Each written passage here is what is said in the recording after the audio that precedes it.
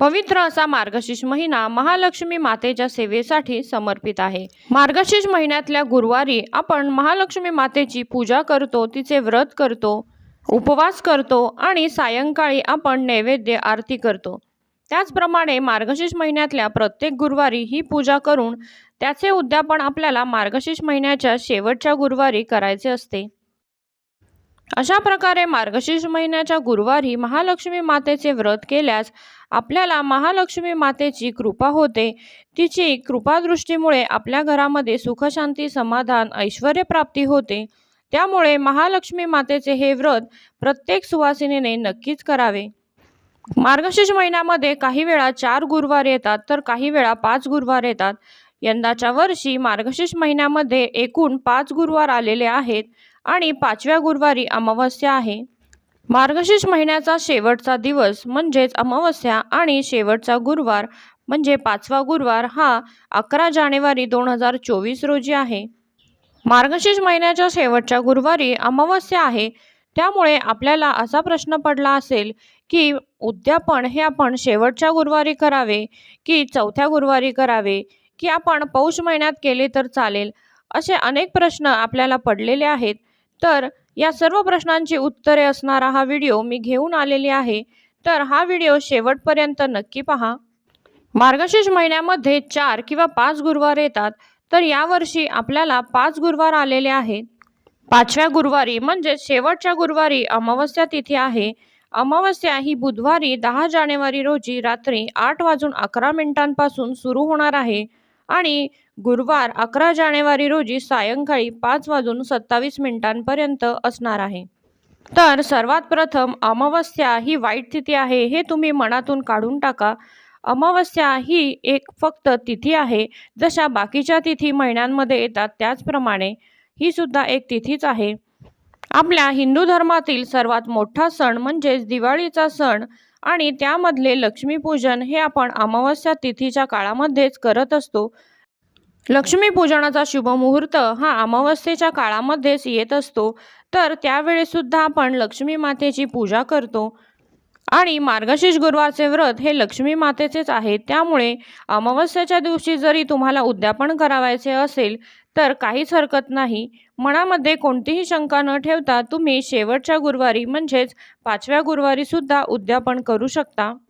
पण जर तुम्हाला शेवटच्या गुरुवारी जमणार नसेल किंवा तुम्हाला जर बाहेरगावी जायचे असेल, तुमच्या पिरियड्सची डेट असेल, तर तुम्ही हे उद्यापन 4थ्या गुरुवारी केले तरीही चालेल किंवा जर शक्य असेल तर 5व्या गुरुवारी तुम्ही दुसऱ्या कोणाकडून तरी पूजा करून घेऊन त्यांच्याकडून तुम्ही उद्यापन केले तरीही चालू शकते। तुम्ही फक्त उपवास करायचा आहे, कहाणी ऐकायची आहे। पण जर तसे शक्य होणार नसेल तर तुम्ही 4थ्या गुरुवारी सुद्धा उद्यापन करू शकता किंवा जर तुमचा मार्गशीर्ष महिन्यामध्ये एखादा गुरुवार पूजा मांडायची राहिली असेल किंवा तुम्हाला जमलं नसेल तर तुम्ही एखादा वाढीव गुरुवार सुद्धा करू शकता। पौष महिन्यामध्ये एखाद्या गुरुवारी पूजा करून त्या दिवशी तुम्ही उद्यापन करू शकता तरीही चालते। महालक्ष्मी मातेचे हे गुरुवार आणि तिचे उद्यापन हे आपल्याला मनोभावे यथासांग करायचे आहे। त्यामुळे मनामध्ये कोणताही किंतु परंतु न आणता आपण ते मनोभावे करावे। मनापासून केलेली देवी मातेची सेवा ही तिच्यापर्यंत पोहोचते आणि तिचा कृपाशीर्वाद आपल्याला मिळतो। उद्यापन कोणत्या गुरुवारी करायचे याची माहिती आता आपण घेतली।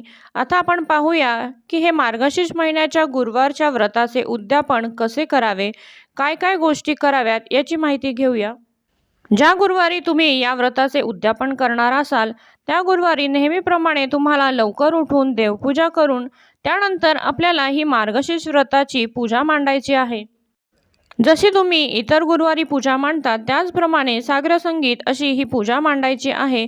देवीला नैवेद्य दाखवायचा आहे, आरती करायची आहे। त्या दिवशी आपण उपवास करायचा आहे। सायंकाळी आपल्याला 7 सुवासिनी किंवा 7 कुमारिकांना बोलवायचे आहे।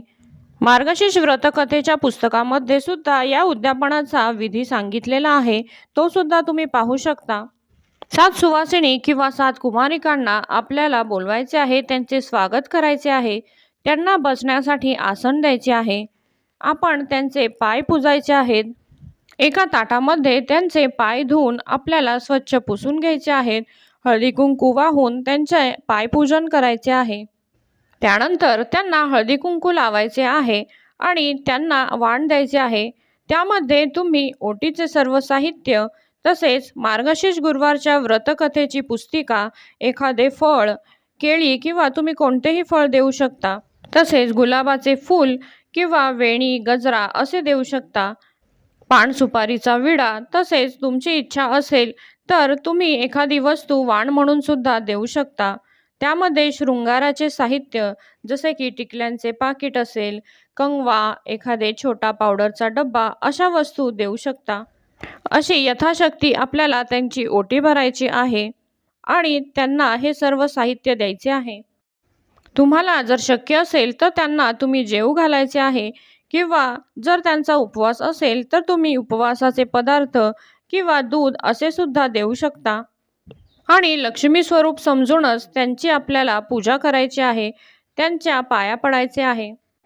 अशा प्रकारे आपण मार्गशीर्ष महिन्याच्या गुरुवारच्या व्रताचे उद्यापन करावे। आता दुसऱ्या दिवशी आपण उत्तर पूजा कशी करावी ते सुद्धा पाहूया। कलशातील पाणी संपूर्ण घरामध्ये शिंपडावे। त्या पाण्याला अमृतासमान महत्त्व प्राप्त झालेले असते। त्यानंतर उरलेले पाणी आपण झाडांना घालावे।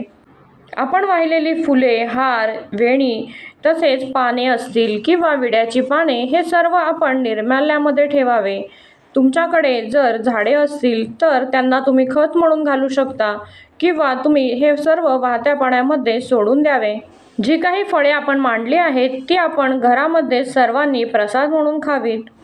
देवी मातेची तुम्ही ओटी भरली असेल तर ते सर्व ओटीचे साहित्य घरातील सुवासिनीने स्वतः वापरावे। ज्या काही सुपाऱ्या तुम्ही मांडल्या असतील त्या तुम्ही देवघरामध्ये पूजू शकता किंवा पुन्हा वापरण्यासाठी तुम्ही एखाद्या डब्बीमध्ये घालून ठेवू शकता। जो नारळ आपण कलशावर ठेवलेला असतो, ज्याची आपण देवी स्वरूप पूजा केलेली असते, तो नारळ आपण वाहत्या पाण्यामध्ये सोडून द्यावा किंवा जर तुम्हाला देवघरामध्ये मंगल कलश स्थापन करायचा असेल तर तोच नारळ तुम्ही वापरू शकता। पण तो नारळ फोडून त्याचा प्रसाद करून खाऊ नये, कारण जे नारळ आपण देवी स्वरूप पूजलेला असतो तो आपण कधीही फोडू नये। त्यामुळे तो तुम्ही वाहत्या पाण्यामध्ये सोडून द्या किंवा घरामध्ये, देवघरामध्ये मंगल कलश म्हणून स्थापित करा। अशा प्रकारे आपल्याला मार्गशीर्ष महिन्याच्या गुरुवारच्या व्रताचे उद्यापन करायचे असते। मला माहिती असलेली सर्व माहिती मी तुम्हाला देण्याचा प्रयत्न केला आहे। तर हा व्हिडिओ कसा वाटला हे कमेंटमध्ये नक्कीच सांगा। तुम्हाला जर हे व्हिडिओ आवडत असतील तर आपल्या रेसिपीज आणि बरंच काही या चॅनलला नक्की सबस्क्राईब करा। हा व्हिडिओ तुमच्या मित्रमैत्रिणी, नातेवाईकांमध्ये शेअर करा, व्हिडिओला लाईक करा आणि चॅनलला सबस्क्राईब करा। पुन्हा भेटूया अशाच एका नवीन व्हिडिओसह। तोपर्यंत धन्यवाद।